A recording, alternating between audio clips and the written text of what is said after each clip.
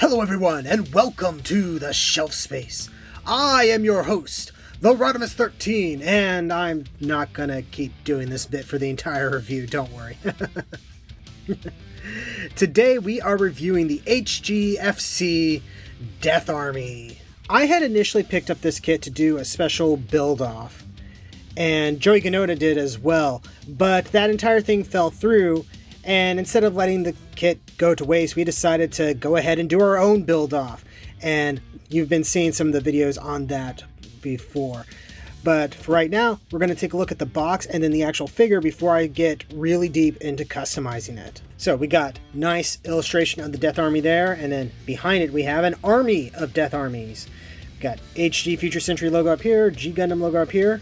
Its serial number, which I'm not sure why it has two. If I knew more about the kit and the series, I could probably explain it to you. It says Devil Gundam Army's Mobile Suit. That sounds odd, but you know what? Whatever. This was released in 2019 and was under the blue Bandai logo right from the start.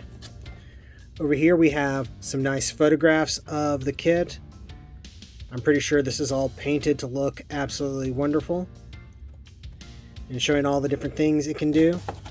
And over here we got the same illustration as the front. We got the silver HG logo there. And over here we have a little write-up about the suit. The usual warning information. Barcode, that makes me sad. Same as before. No bluefin sticker, interestingly enough. And that is that. Let's go ahead and take a look at the actual figure now. And here's the kit on my fancy turntable. You can see overall it has a very sort of tan and brown color scheme with little bits of green and red to accent everything.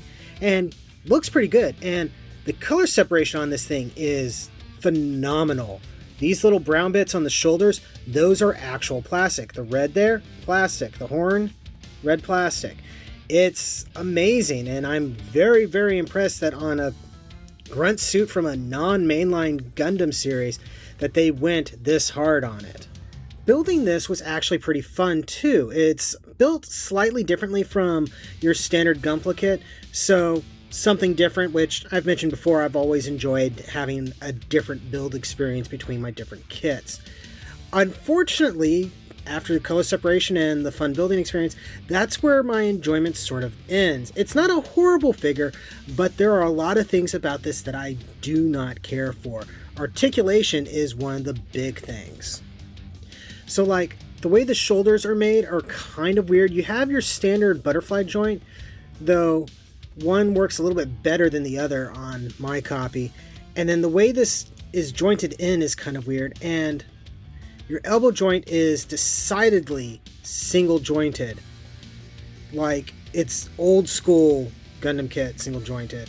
You do have an extra hinge joint here on the hand, but that's kind of the only place where they really add to it. You have the standard double jointed neck going on here, but with the collar and the way things are designed, you don't get that much range of movement, but it's not really supposed to, so I can let that slide. You do have some ab crunch, that's okay. You can kick forward, and this will go up. And knee is basically single jointed. And then you have some joints here for the ankle tilt. You do have a premium butt flap. So you can get some poses, but you're still very limited. And for a really new kit, I'm just surprised.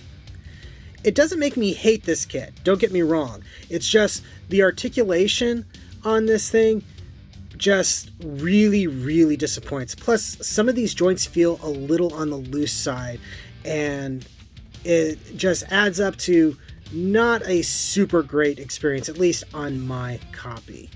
Now, the head does do some cool things.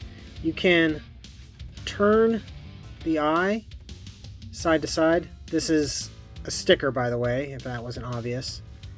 It's very reminiscent of what like some of the HG Zaku's can do. And if you want, you can actually pull this apart And there's actually another version of the eye. It's just a little difficult to get out. You can see it right there though.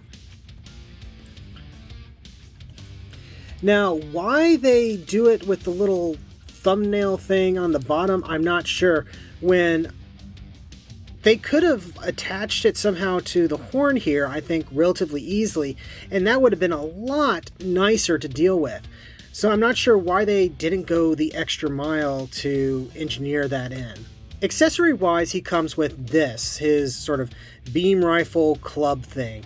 And I gotta admit, this does look pretty cool, though you do have a bit of a seam line going down the middle of it, but that's fairly standard for HG Gundam kits. There's not a whole lot of color on here, but the source material doesn't give you a lot of color. And if you want, you can just pop it in the hand, and he can go pew pew bang bang. Or if you want, you can include the special hand, and it just pegs in there, and then you can switch it out, and now he can go bam bam as opposed to bang bang. And this is also where I wish we had some extra jointing on the arms, because you can't get a basically like weapon over the shoulder pose that looks natural. See, it's not even really sitting right. So you can almost get it, but it just doesn't quite get there. I don't know. There is one last trick this thing can do. So let's go ahead and pop this off. Get the fist back on. We're going to pop his feet off and replace them with these bits right here.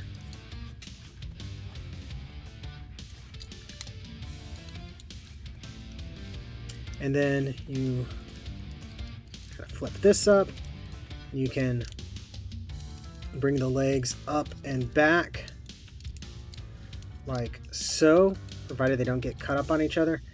And you have this form, which is a little weird. This is really for the Death Army Beast, as well as I think Death Army Navy and I think the Death Army Birdie form use something like this. So you can connect it with the post bottom there, and so you can have the extra legs of the Beast or the tail of the Mermaid Navy or whatever it was called.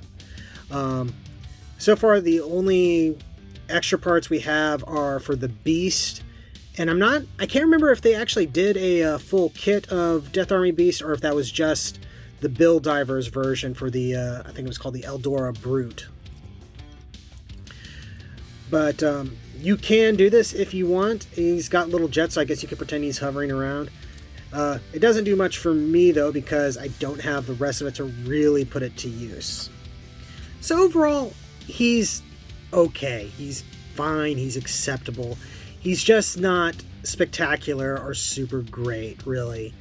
If you can get him for retail value or cheaper, go for it. He's a decent grunt with some possibility, but his lack of posability really drags this guy down and makes it hard for me to want to give him any sort of major recommendation.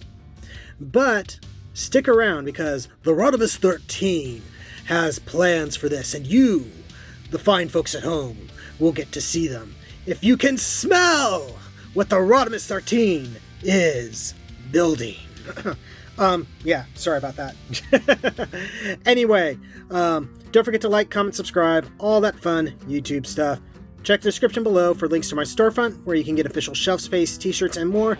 And yeah, thank you again, and I'll see you the next time you invade my shelf space.